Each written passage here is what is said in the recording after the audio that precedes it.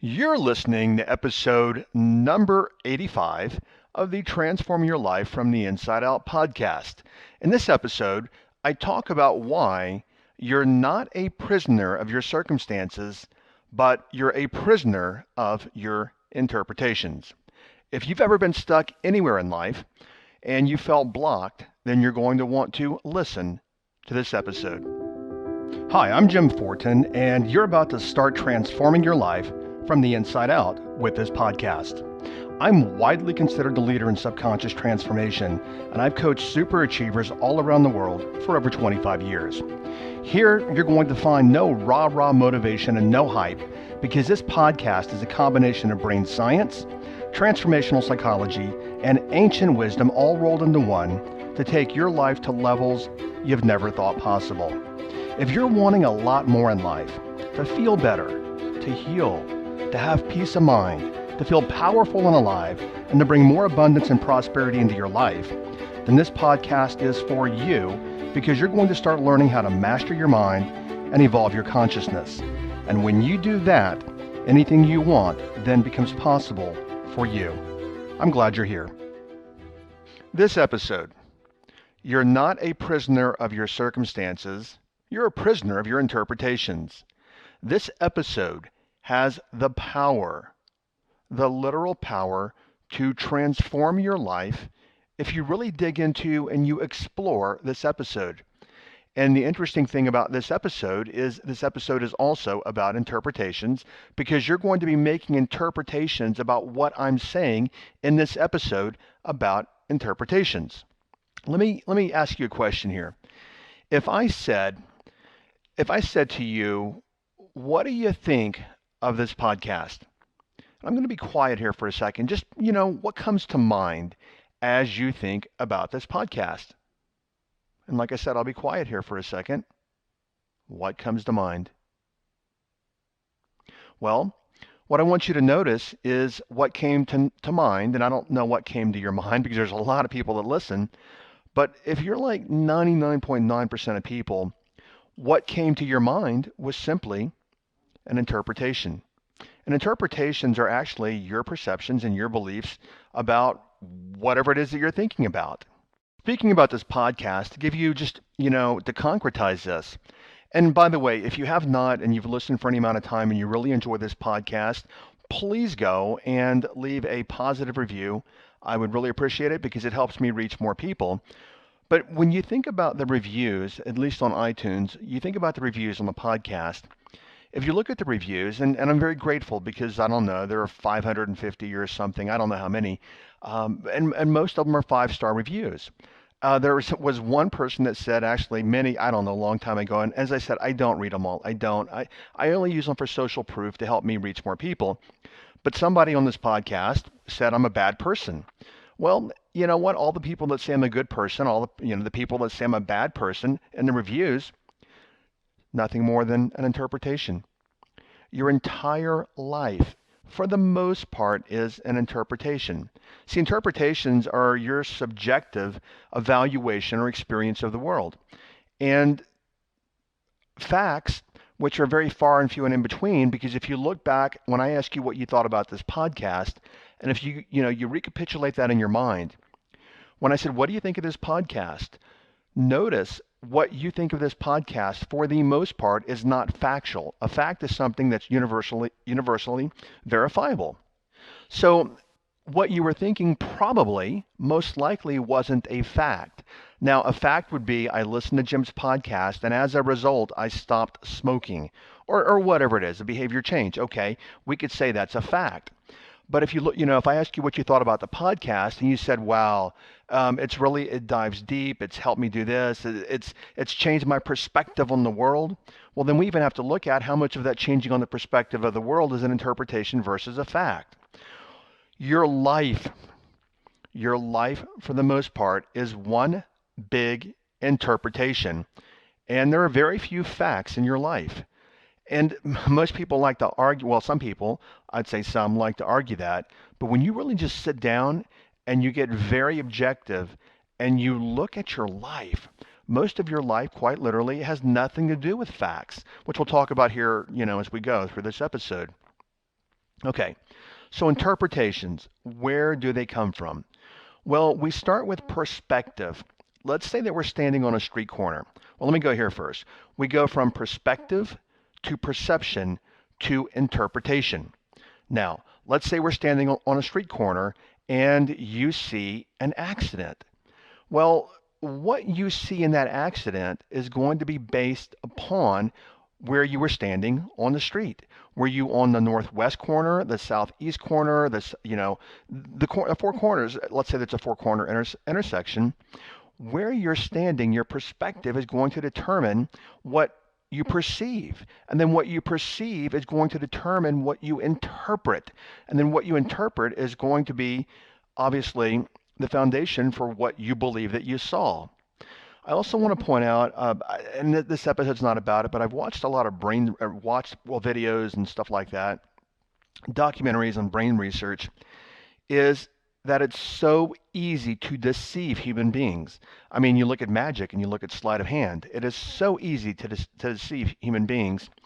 And I watched this, I don't even know the episode or what it was or the series or whatever, but they had these people observe a lot, and it was all staged, and the people knew it, but they had people observe a purse snatching, and they knew that it was actually contrived, the people watching, but they actually put some other kind of like elements in there, and many people said, I saw XYZ. And then they were later asked, well, would you go to court and would you swear to that? Yes, I would swear that I saw XYZ. And then they play the video back and show the people the things that they missed. And people would literally swear that what they saw, their perception was real, when in fact it was an inaccurate perception. The reason that I tell you that is that you have made many inaccurate perceptions about life, what life is, what life isn't, other people, and in particular, you have many misperceptions and interpretations about your abilities. And because you have these misinterpretations about your abilities, this, for most of you, what keeps you trapped in your circumstances. So the car example that I just gave you, where you're standing in life determines what you see. And then what you see determines what you interpret. Now, that being said, it just dawned on me, if you have not yet, go over to my website, jimfortin.com, and download the Master Your Thought formula. About 3/4 of the way through, I give a very concretized example of levels of perception.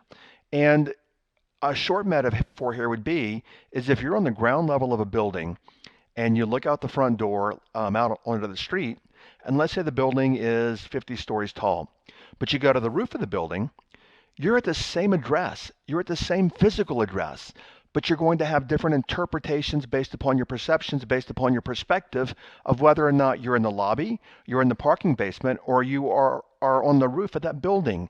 So please go to jimfortin.com. There's no charge. It's a video training. I believe it's about 90 minutes long, and download the Master Thought formula. Now, I'm laughing at myself here. Perceptions and facts. Okay, so many people have said, Jim, that program has shifted my life. It's changed my life. Well, okay, they're making interpretations about how it did, but there is some fact in there.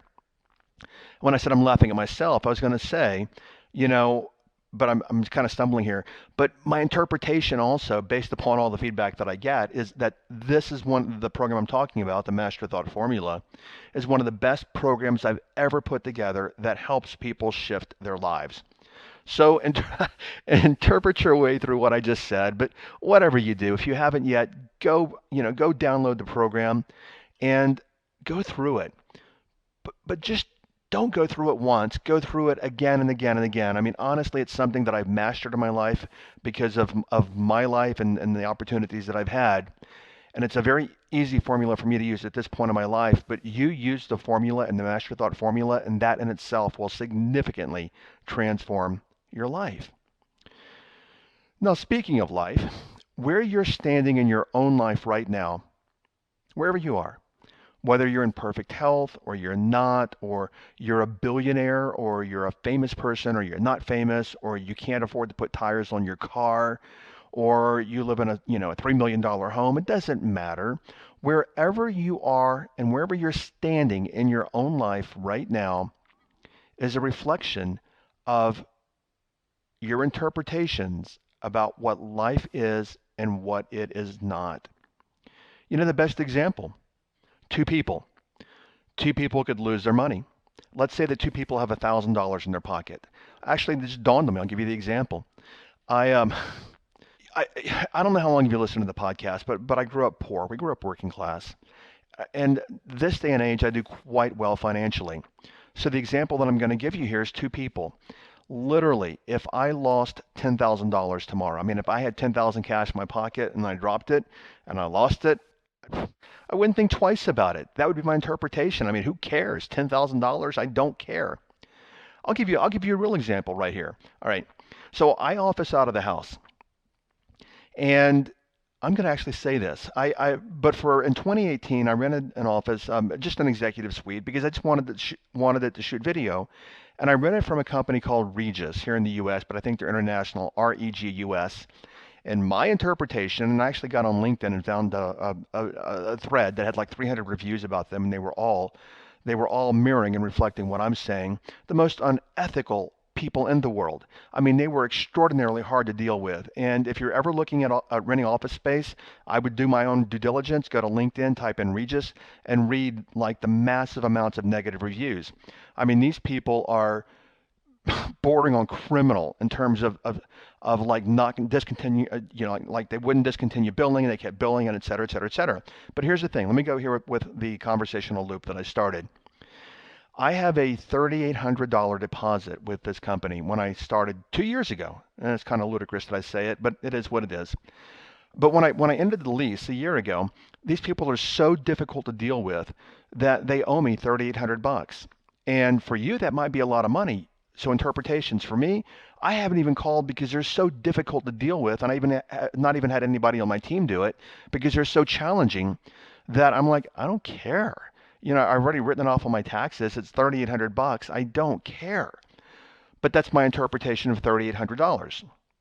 What's your interpretation of $3,800?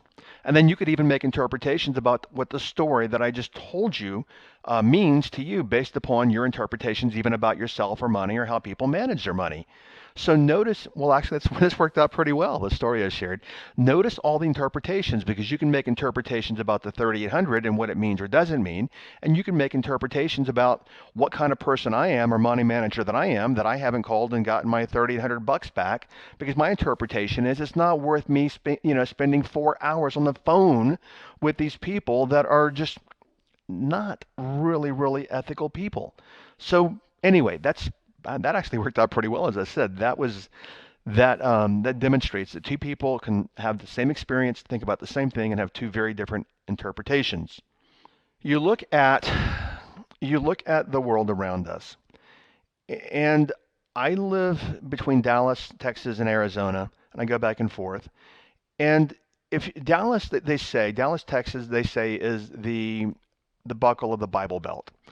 Many, many mega Baptist churches there. I mean, churches of like 30,000 members, and there's Southern Baptists and all this kind of stuff. And if you look at children in terms of interpretations, because see, we learn interpretations as adolescents. I mean, we start observing the world the second we pop out of the womb, and we can actually even experience the physical world outside while inside the womb. And research demonstrates that based upon music that people play and etc. while the infant and the baby etc. is inside the womb. But we learn about the world and interpretations as adolescents and then teenagers and then adults.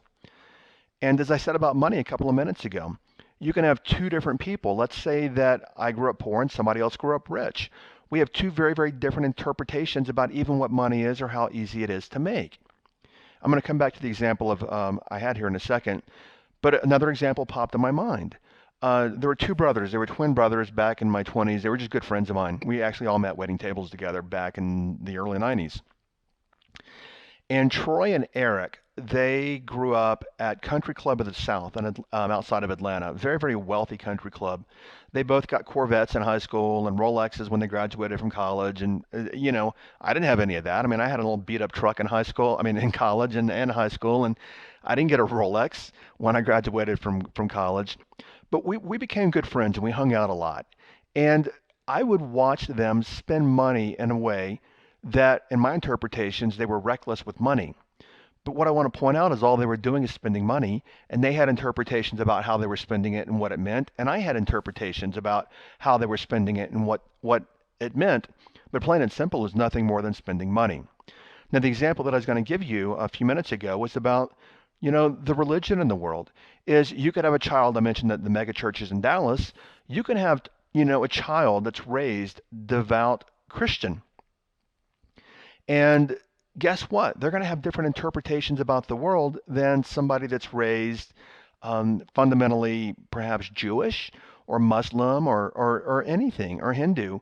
They're going to have different interpretations of the world. And what I want you to notice is they're simply making interpretations based upon their perspective, which means where they learned it, which then they had a perception, which then gave them an interpretation. And it doesn't even mean that the interpretation is anywhere aligned with facts.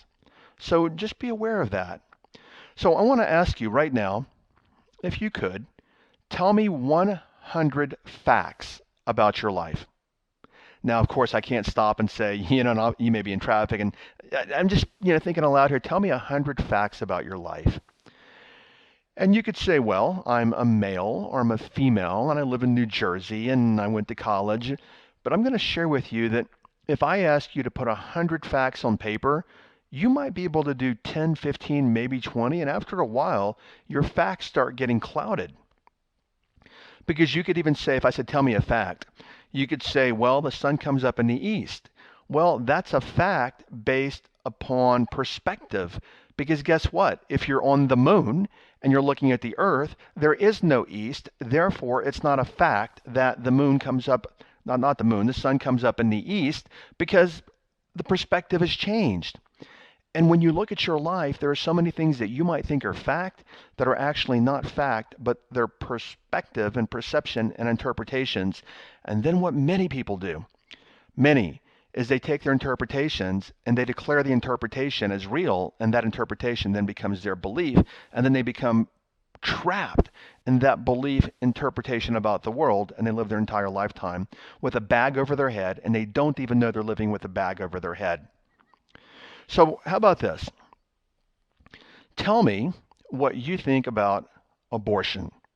What do you think about gay marriage? What do you think about interracial marriage?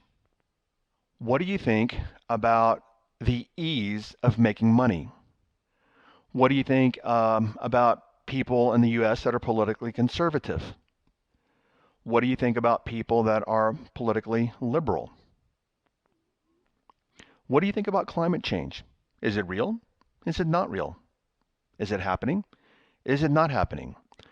Did the Chinese invent it as a hoax? Well, what I want to share with you is look at all your answers, because 99% of what 99% of you said was not facts. They weren't facts at all. Let's go back to the first one. What do you think about abortion?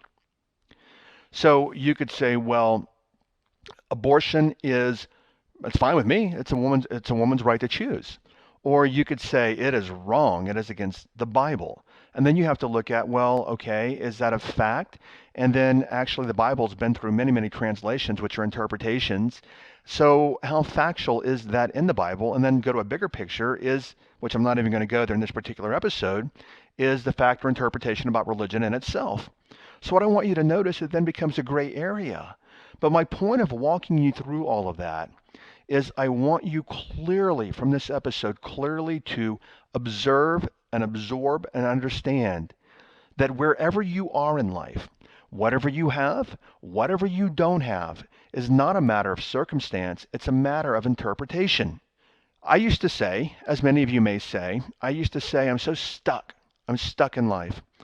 There is no such thing as being stuck in life. I mean, that's a cultural myth. It's a fallacy. You're stuck. And see, you're not stuck. It's your interpretations of the world that actually cause you to interpret that you're actually stuck. You are never, ever stuck. That's why I said you're never at the mercy of your circumstances, like the title of this episode. You're at the mercy of your interpretations. Many of you listening, when I say what I'm going to say, what's your interpretation? It's hard to make money. It's hard to make money. What is your interpretation of that? Is your interpretation, oh my God, yes it is? Or are you kidding me? I mean, no, it's easy. Look at the example that I gave you earlier about myself. I I used to say the same thing. I used to, for many years, when I actually worked till my eyeballs would bleed, and I would hustle and I would grind and I would be the early person. All that nonsense that people live by. It's ridiculous nonsense that many social media personalities and very big personalities put out in the world, and it also keeps a majority of people trapped, which I've mentioned that in many other episodes. But I used to say the same thing, and I used to say it's hard to make money, and geez, there's never enough, and I struggle for money. And even as I'm saying this, I'm thinking back, I think it was my last episode is that we speak our lives into existence. Notice your words that are even coming from your interpretations. Today, it's easy for me to attract a significant amount of abundance into my lifetime. And if you've been listening for any amount of time, you know that I talk about my brother-in-law, the shaman, quite a bit. And not that I'm talking about him. I talk about the wisdom and the experiences and the transformations that I've had working with him for 25 years, and I bring them to you guys for your benefit. His waiting list. I'm actually with him right now. I'm with him right now at my house in Sedona, and he's here for 2 weeks or a week with me. And I have the access of just sitting in my kitchen and chatting with my brother-in-law, yet his waiting list is a year and a half long. So, and he doesn't charge anything. I mean, it's dirt cheap for what he charges for the time that he spends with people. But my point is that's why I bring so much and I talk about him so much is to bring that wisdom from a real shaman to you guys so that you can transform your own life so you don't have to struggle and you can make your life a whole lot easier. But back to the story I was telling you guys. He said to me about, I don't know, it was about 6 months ago, and he was talking to me and he goes, yes, you have gratitude for the great abundance that you have in your life. He goes, where you don't have gratitude is how easily that abundance comes into your life. And candidly, it never dawned on me. It just didn't register prior to him saying that yeah, I'm grateful for the wealth that I have. But you know what I'm not grateful for and I've never given and shown gratitude for is how easily that I've attracted the abundance into my life. So let's talk something tangible here. Very, very simple. Very simple. I think by this point, and me, chattering away here, you've gotten that wherever you are in life, it's nothing more than an interpretation. That's it. That is it. You're driving an old beat up car, that's your interpretation. You're driving a Lexus, that's your interpretation. A Porsche, Ferrari, a 72 Jalopy Pinto. I mean, these are all interpretations. Your entire life, your entire life is 99% interpretation. And if you're not getting what you want in life, then simply make different interpretations about life. Now, a tool here is many times in the past, I used to think, which I've touched on earlier, okay, I'm blocked, I'm stuck. And I would say that many times, I'm just stuck. And if you're ever in that place, and even now, I mean, you may be looking at your bank account tonight or your checkbook or your credit card balance or whatever, and many of you might be saying, well, I'm stuck. I mean, my Visa bill is $5,000 and I've got $74 in my checking account. How am I going to do this? And I've got to pay all this off. Well, of course, you can do the smaller payments, etc., but you get the point.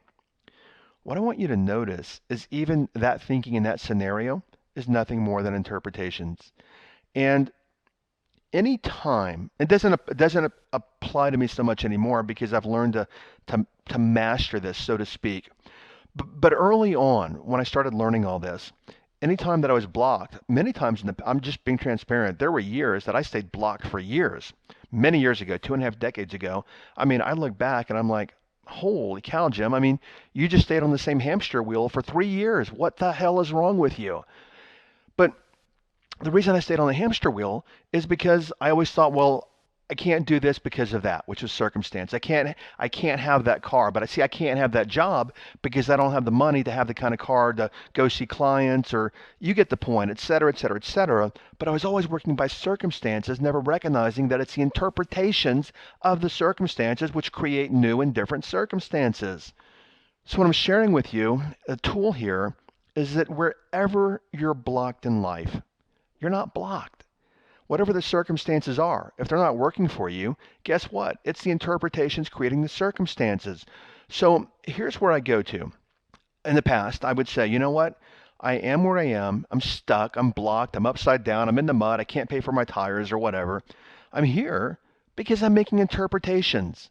And a very simple question changes every bit of this for you. And that question is this. Are you ready? It's a very simple question. Anytime you're stuck, you're an interpretation, not circumstance. And the question is this. What new and different interpretations can I make right now? Consider that. Because I know that anything and everything that I've ever wanted and had or didn't have is a result of interpretations. Anything that I have now, and there's nothing, honestly, and I mean this, just I wish there could be like a little lie meter on the podcast so you could see that I'm always being transparent with you guys. There's nothing that I want right now that I couldn't buy. I mean, there are a lot of things that I can't buy. I mean, like I wouldn't buy, I can't, when I say can't, let me just change that. I do not have the financial wherewithal right now to buy a $300 million yacht. So, okay, but you know what? I don't want a $300 million yacht. I mean, I live in Arizona. I mean, there's no water here, most of the year. And I guess if I had a $300 million yacht, I'd have it in Marina Del Rey or something, and my jet to take me out there. But those aren't things that I want or aspire to, at least at this point in my life. So please take this to heart. Never, never. You're never, ever, ever, ever, ever, ever, ever stuck in life. There's no such thing. Because if you notice, anytime that you say that you're stuck, it's a matter of your circumstances causing you to say that you're stuck. And remember, we're not at the mercy of our circumstances. We are at the mercy of our interpretations. So what we must do is make different interpretations. Let me add something there very quickly and we'll wrap up here. Is that what I noticed about myself many years ago is I was stuck not because so much of my circumstances of the world, because I literally at some level, at least analytically, believed that I could be a multimillionaire, or I could have this, or I could have this, that or different things. But where I had the most limiting interpretations, and I ask you to please take to heart what I'm about to say here, where I had the most limiting interpretations was about myself and my own abilities. I don't know if I've ever told this story, probably did in the podcast, but about 10 years ago, and I've done what I've done for a lot of years, but for the last 10 years, I mean, things have really been extraordinary for me. And there's a woman here in town is one of my best friends. She's a Dallas business icon. She's very, very private. She's shut down everything that she has, but she used to own the second largest private real estate company in North Texas, and her name is Virginia Cook. And when I got to know her, she was already 70, and she'd been in the business for 50 years already. And a very, very well-known lady in Dallas, and even NAR, the National Association of Realtors, calls her one of the top 20 thought leaders in real estate, national real estate. And we became extremely close friends. We were having dinner one night, and she goes, "Jim, I've done this for 50 years," meaning bringing coaches and trainers and speakers into her company. And she goes, "I've been doing this for 50 years. And here's what she said to me that I want to share with you guys because the same thing applies to you. She said, "I don't think you realize how good you are at what you do." And that's always stuck with me because I'm like, I mean, in today's words, I'd be like, well, maybe, yeah, I mean, what interpretations was I making about myself back then that kept me extremely limited, and it kept me from impacting millions of people but I still had the skills. I was still apprenticing with a shaman. I still had the NLP experience. I still had the hypnosis experience. But the reality is, what interpretations was I making about myself and the world from my circumstances that kept me where I was then as opposed to where I am now? So what I share with you is what I request that you do is look at the interpretations that you're making about your own abilities. Because I promise you this, whatever, for most of you, not all of you, but whatever interpretations you're making about your abilities, you're off by at least 50%, which means you're probably twice as good at what you do than the interpretation that you have about how good you are at what you do. Whew, I got that out of my mouth. I wasn't sure where I was going to go with that. But I may say this wrong, but I believe it's called the Navy SEAL rule of 40%. And that rule of 40% is that when Navy SEALs, a code, right, a rule, a code, whatever, when you think that you're done and you have nothing left in you, I mean, you want to just lay down in the sand and cry at wherever it's Camp Pendleton or wherever they do it in California, when you think that you're done, just spent, you're only at 40% of your ability in that moment. So when it comes to your interpretations, I don't know the exact number because I could actually do a podcast and I could literally tell you, but you wouldn't get it even though you've heard it 1,000 times, is that you can have anything that you want in life. You have unlimited resources to draw upon in your life. Life supports you. To give you a simple example of that is water. You drink water. If you didn't have water to support you, you'd be a dead bag of skin in a few days. You can have anything that you want, but you can only have it based upon the interpretations that you choose. I've done an episode on that you choose to accept for yourself. For me, my interpretation, even though it's probably 99%, 100 sounds better, but my interpretation is in life is that 100% possible 100% of the time. 100%, 100% possible 100% of the time. Whatever I want in life is 100% possible 100% of the time. The only example that I give you is that when I said 99%, I mean, I'm going to just tell you, if I wanted to be Barry, and I just pick his name because I don't know what's called falsetto, where he can sing really high. I mean, if I said I want to be like Barry Gibb and the lead singer of the Bee Gees, trust me, that ain't possible for me. It ain't gonna happen. There's no way it's gonna happen. So 99% possible 99% of the time. But guess what? That means anything that you want that literally is in your consciousness is available to you. What a lot of people do, though, is they make their interpretations and, look at your own life. A lot of people make interpretations that don't work for them, and they're the interpretations about their skills and ability, and then they quit. They get into what I call resignation. I can't do X, Y, Z. Why? Because of my circumstances. And they stay in the same pattern for their life. Speaking of circumstances, you may have heard me say this before, but anytime you say, I don't have enough time, I don't have the money, I don't have the energy. Anytime you say, I don't have enough time, I don't have enough money, I don't have enough energy, you're working from circumstance. And when you work from circumstance, which the interpretations are causing you to say that in the first place, when you work from circumstance, you repeat your circumstances.